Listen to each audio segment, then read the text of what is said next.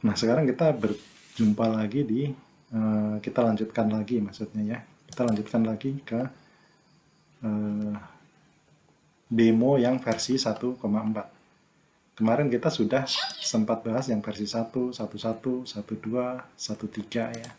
Ini ada di video-video sebelumnya. Nah, sekarang kita lanjutkan di versi 1,4. Di versi 1,4 ini kita tambahkan beberapa fitur. Antara lain adalah yang pertama, neraca dan rugi laba komparatif. Bisa bulanan, bisa tahunan, dan year over year. Terus kemudian ini kita juga sudah tambahkan easy one click year end close. Jadi kita bisa klik sekali untuk mengosongkan data. Nanti kita demokan ya.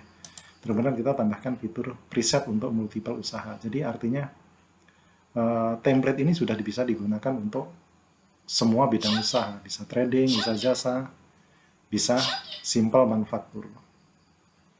Kita sudah setup cowanya, jadi bisa digunakan untuk 3 jenis usaha ini. Terus ada interaktif user guide. Kita sudah tambahkan user guide yang tadi ya di halaman ini user guide-nya ya.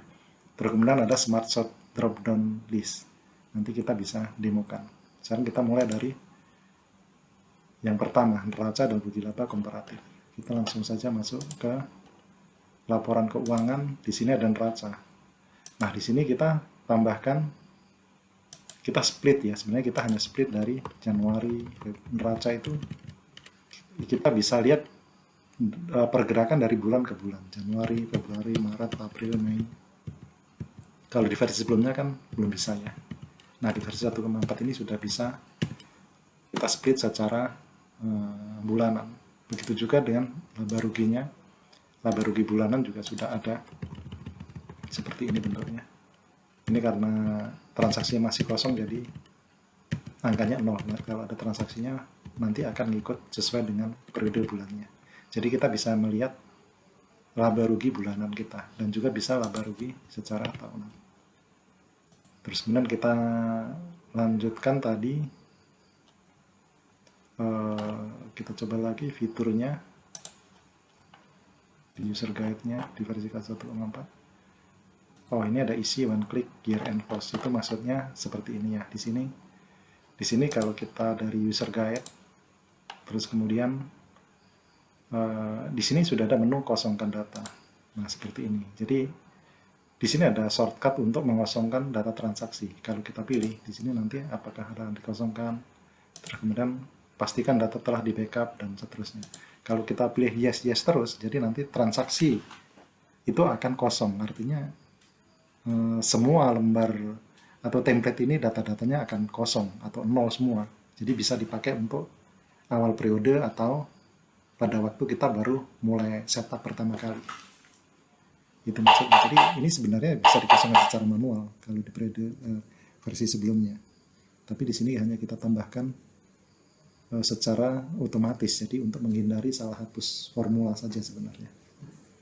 Terus kemudian fitur selanjutnya itu adalah user guide. Nah, di sini kita sudah tambahkan ya beberapa user guide. Ini bisa dibaca-baca. Ini sudah kita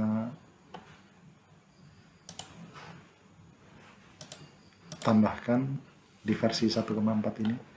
Terus kemudian fitur yang terakhir adalah kalau kita lihat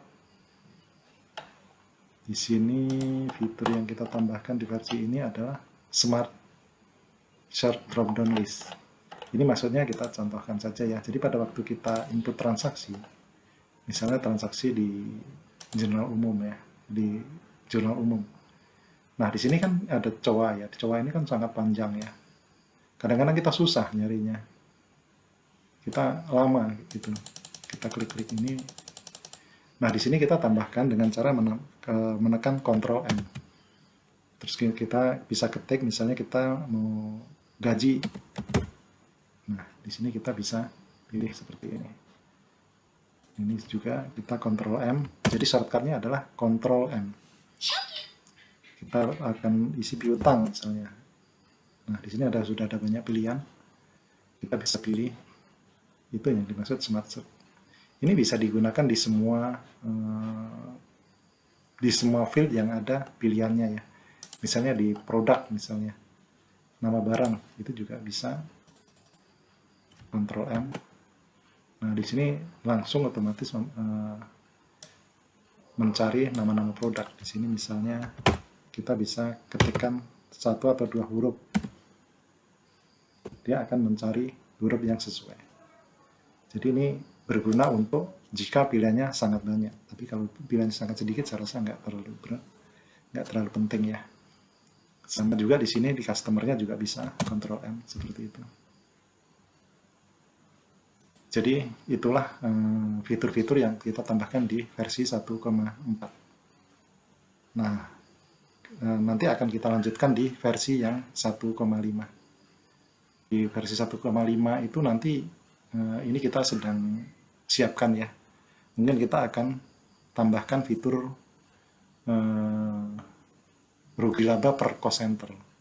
Jadi cost center itu fungsinya untuk jadi nanti bisa membuat neraca konsolidasi. Misalnya cost centernya adalah cabang Jakarta, Surabaya, Medan misalnya. Nanti bisa dibuat laporan laba rugi per cabang.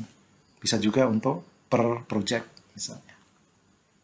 Project A, B, C kita bisa menghitung laba rugi per project.